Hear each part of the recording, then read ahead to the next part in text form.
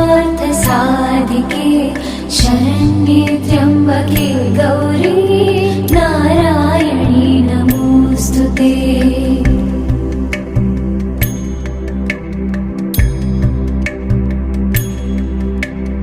या देवी सर्वभूतेषु विष्णुमायेति शुद्धिता नमस्तस्यै नमस्तस्यै नमस्तस्यै नमो नमः।